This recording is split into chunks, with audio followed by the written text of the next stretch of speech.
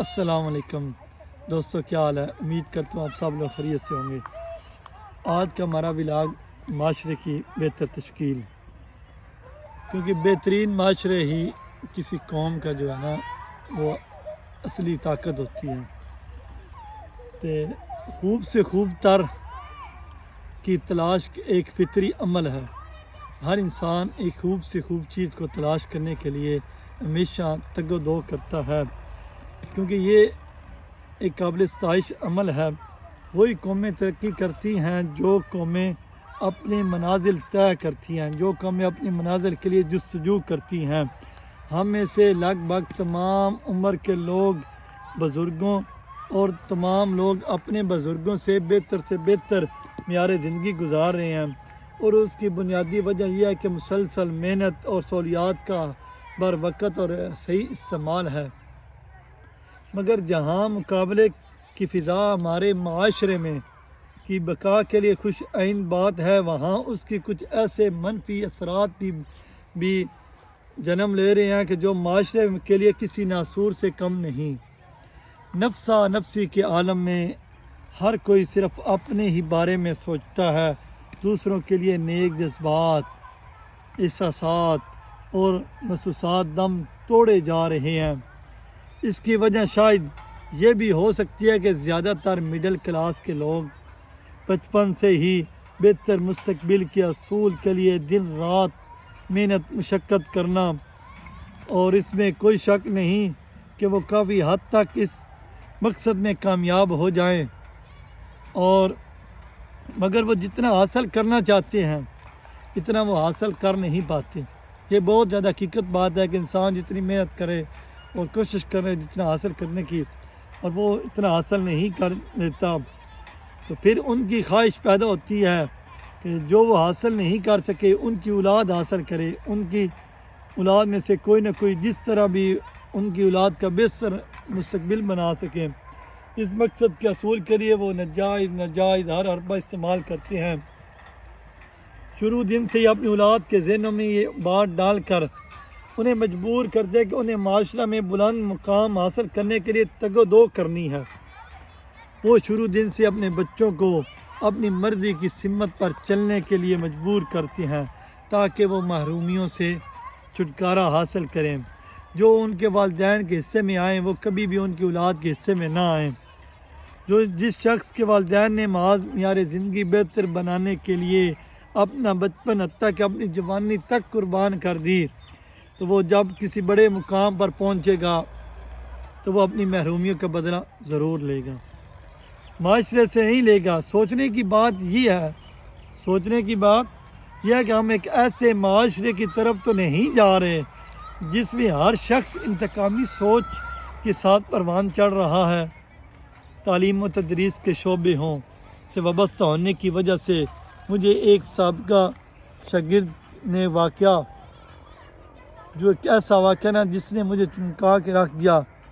جس نے بعد میں بورڈ میں تیسری پوزیشن بھی حاصل کی، کس طرح ہم بے حسی کی طرف جا رہے ہیں کہ ایک دن اس کے سگے بھائی کی موت واقع ہوئی، اور دوسرے دن وہ نہ صرف میری کلاس میں آیا بلکہ اس نے آ کر پوری تیاری کے ساتھ ٹیسٹ بھی دیا۔ بہت سے لوگ شاید اس عمل کو قابل تحسین بھی سمجھتے ہیں، مگر سوچنے کی بات یہ ہے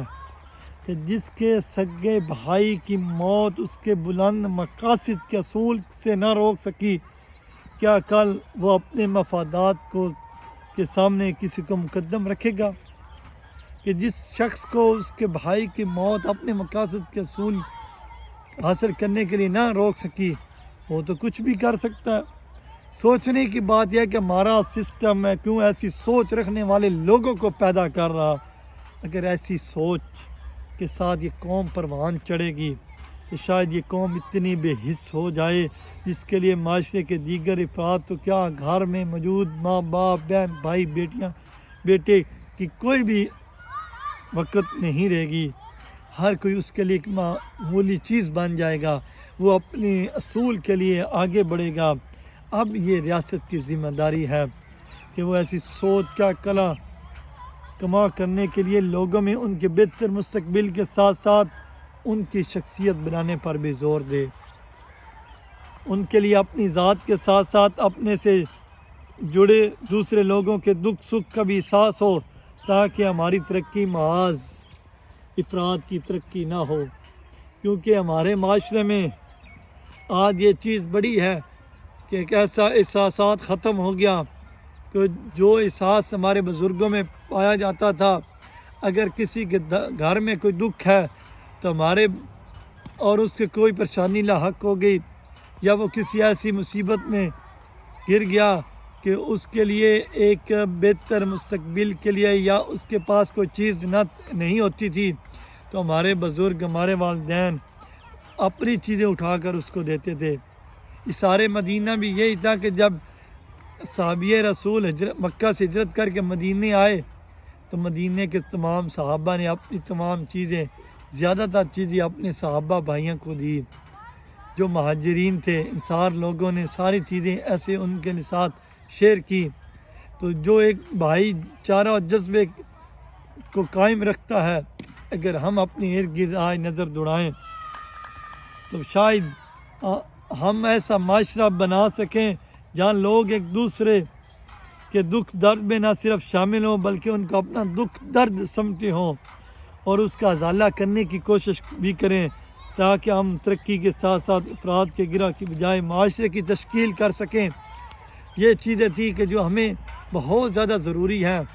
کہ جو ہم اپنے معاشرے میں لوگوں کو ایسی چیزوں پر ان کو ساتھ ان کے دلوں میں ایک چیز ایسی پیدا کریں، اپنی نوجوان نسل میں پیدا کریں، تاکہ وہ اپنے غریب اور اپنے عام لوگ اپنے دوسرے ہمسایوں یا ارد گرد کے معاشرے میں رہنے والے لوگوں کے لیے ان کے پاس احساسات ہو اور ان کے لیے جذبہ قربانی اور اظہار ہو، اور ان کے ساتھ وہ لگ کر ان کی مصیبتوں میں کام آئے اور ان کے ساتھ وہ کام کریں، نہ کہ وہ اپنے مقاصد کو حاصل کرنے کے لیے ان پر ظلم و ستم کریں، ان کی جو حق کو وہ بھی اپنے پاؤں تلے دفن کریں۔ ہمیں ایسا معاشرہ نہیں چاہیے، ہمیں ایسا معاشرہ چاہیے نوجوانوں کہ جو نوجوان ایسے ہوں کہ جو اپنے دوسروں کے احساسات کریں، دوسروں کے ساتھ مل کر اس ملک کی تقدیر کو سنواریں، اس ملک کے ساتھ اور اس ملک کی خوشحالی کا ضامن بنیں۔ اور کیونکہ یہ ہمارے ہی اسلام کی بھی ہم پر یہی فرض ہے کہ ہم اپنے لوگوں کا خیال رکھیں، ہم اپنے معاشرے کا خیال رکھیں، ہم کیسا معاشرہ تشکیل دیں کہ جو ہمارے نوجوان نسل کو حق کی راہ پر لے چلے، جو لوگوں کی خدمت خلق کرنے کا جذبہ ان کے اندر کوٹ کوٹ کر بھرا ہو۔ اور کیونکہ اگر ہم نے یہ جذبے اپنے نوجوانوں میں نہ دیے تو پھر یہ ہمارے نوجوان کسی اور سمت میں چلے جائیں گے، پھر ایسا معاشرہ، اچھا معاشرہ تشکیل نہیں ہوگا۔ اس لیے ہم سب کو چاہیے کہ ہم ایک ایسے معاشرے کی تشکیل دیں جو ایک اچھائی کی طرف اور ترقی کی طرف اور نیکی کی راستے کی طرف اور اچھے معاشرے کی طرف گامزن ہو۔ تو انشاءاللہ اسی کے ساتھ آج اجازت چاہوں گا۔ اللہ حافظ۔